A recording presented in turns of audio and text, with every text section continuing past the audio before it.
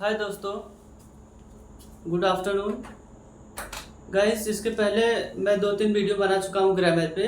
उसी सीरीज में मैंने आपसे प्रॉमिस किया था कि मैं पूरा पार्ट्स ऑफ स्पीच 1 बाय 1 पढ़ाऊँगा, होल ग्रामर्स। तो आज से हम लोग जो है कि पार्ट्स ऑफ स्पीच को शुरू करने जा रहे हैं।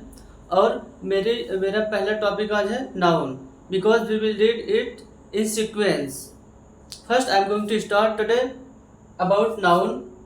कि नाउन होता क्या है, सबसे पहले तो हमें यही समझना है। देखिए, हमारे आसपास जितनी भी चीज़ें हमें दिखती हैं, जिसका कोई ना कोई नाम है, दैट इज कॉल्ड नाउन। जैसे कि मेरे हाथ में मार्कर है, नाउन। सेलफोन है, नाउन। व्हाइट बोर्ड है, नाउन। कुछ भी इन दिस वर्ल्ड, इस संसार में कुछ भी जिसका कोई ना कोई नेम है, वही नाउन है। बस यही आपको समझना है। तो अब देखिए, let's on our topic. Noun एक नोमेन वर्ड से बना है। अब नोमेन वर्ड कहाँ से आ गया? ये लैटिन और ग्रीक का एक वर्ड है नोमेन, जिससे यह नाउन वर्ड आया है। और हमेशा यहाँ पे एपोस्ट्रोफी एस लगा होता है, क्योंकि this is not Indian English. अब देखिए, हम लोग इसको दो कैटेगरी में हम लोग बांट सकते हैं इसको। पहला कॉन्क्रीट नाउन, दूसरा एब्स्ट्रैक्ट नाउन। अब कॉन्क्रीट क्या होता है? तो कॉन्क्रीट वह होता है ना, जैसे कि हमारी जब भी हम कोई बिल्डिंग्स बनाते हैं तो हम क्या करते हैं, कॉन्क्रीट का इस्तेमाल करते हैं। जैसे मोरंग हो गया, एक गिट्टी हो गई, तो हम क्या करते हैं, इन चीज़ों को हम टच कर लेते हैं ना। तो जिन चीज़ों को हम टच कर सकते हैं, जिसमें हमारे 5 सेंसेस वर्क करते हैं, टच करें और फील नहीं, टच कर सकते हैं और देख सकते हैं, स्मेल कर सकते हैं। जैसे कि हमारे आँख, कान, नाक, जीभ, त्वचा, मतलब स्किन, जिसमें हमारे 5 सेंसेस वर्क करते हैं, उसी को कहते हैं कॉन्क्रीट। और सेकंड है अब्स्ट्रैक्ट। अब्स्ट्रैक्ट क्या होता है? जिसे हम सिर्फ महसूस कर सकते हैं, उसे हम टच नहीं कर सकते हैं। अगर टच कर लिए तब तो कॉन्क्रीट नाउन हो जाएगा। तो अब्स्ट्रैक्ट नाउन में क्या आएगा? जैसे कि पिटी हो गया, लक हो गया, जस्टिस हो गया, एंगर हो गया, सिंपैथी हो गया, मर्सी हो गया। These all things that we can not touch is comes under the abstract noun. लेकिन बात यहीं पे खत्म नहीं होती है। जो कॉन्क्रीट नाउन है ना, ऐसा माना जाता है कि इंग्लिश ग्रामर में 80% नाउन जो होते हैं, 80% नाउन वो कॉन्क्रीट नाउन होते हैं। क्योंकि अधिक से अधिक इसमें क्या है, ये अकेला है जिसे हम सिर्फ फील कर सकते हैं। बाकी जितनी संसार में चीज़ें हैं वो सब किस में आएंगी? कंक्रीट में ही आएंगी। तो इसलिए ये माना जाता है कि 80% जो नाउन होते हैं वो कंक्रीट नाउन होते हैं।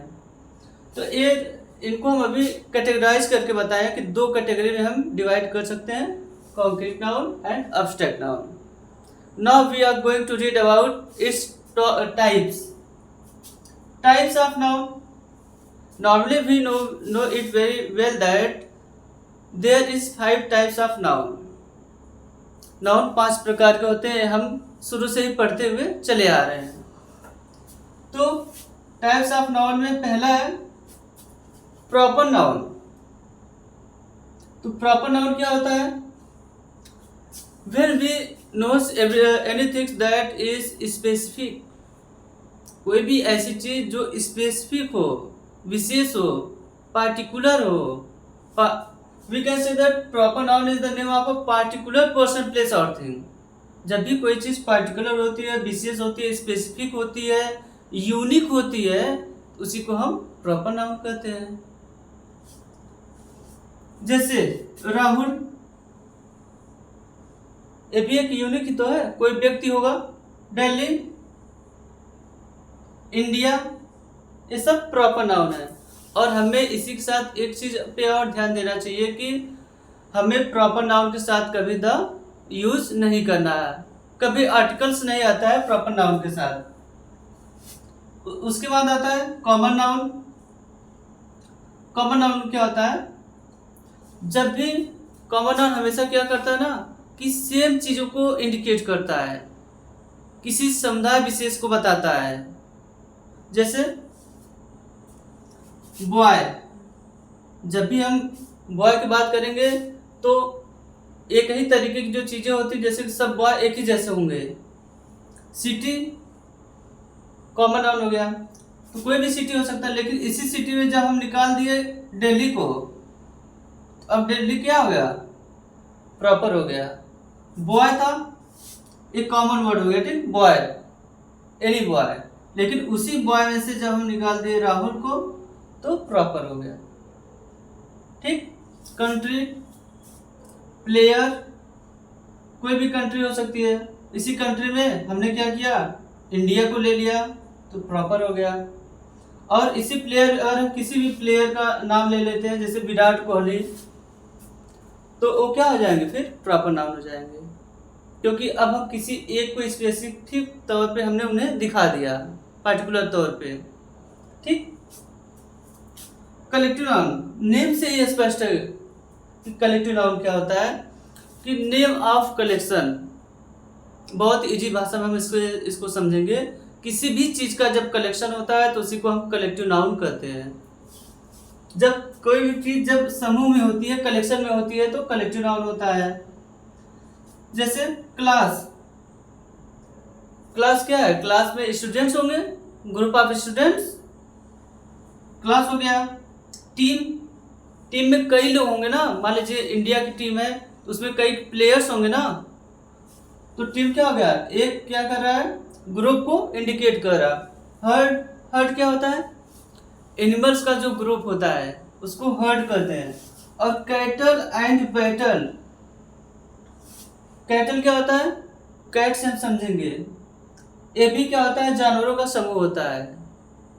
और बैटल, बैट से समझेंगे, बैटल मतलब बीच से समझ लेंगे, जैसे जो युद्ध भूमि होती है ना, जिसमें लोग जाके, ह्यूमन बींग्स जाके लड़ाई लड़ते हैं, वही होता है बैटल, युद्ध क्षेत्र। तो वहां पे क्राउड ही तो होगा, तो वहां पे क्या हो जाता है, ह्यूमन बींग्स का क्या है, ग्रुप है, इसलिए ये सब क्या है, ग्रुप को इंडिकेट कर रहे हैं, तो कलेक्टिव नाउन हो गए। अब देखिए material noun, name of substance, matter, कोई भी मतलब कि ऐसी चीज जिससे हम कुछ बना सकते हैं, जैसे गोल्ड मटेरियल में आ गया, गोल्ड से हम क्या कर सकते हैं, रिंग को बना सकते हैं। और सिल्वर, सिल्वर से भी हम बना सकते हैं। वुड, ये भी एक प्रकार का वुड क्या है, मटेरियल, उससे हम क्या कर सकते हैं, चेयर बना सकते हैं, डोर बना सकते हैं, विंडो बना सकते हैं, these all things. And after that iron, iron से भी we can make many weapons, instruments, these all things. तो ये सब चीजें क्या है, मटेरियल है, जिससे हम कुछ न कुछ क्या कर सकते हैं, क्रिएट कर सकते हैं। अब लास्ट है हमारा अब्स्ट्रैक्ट नाउन।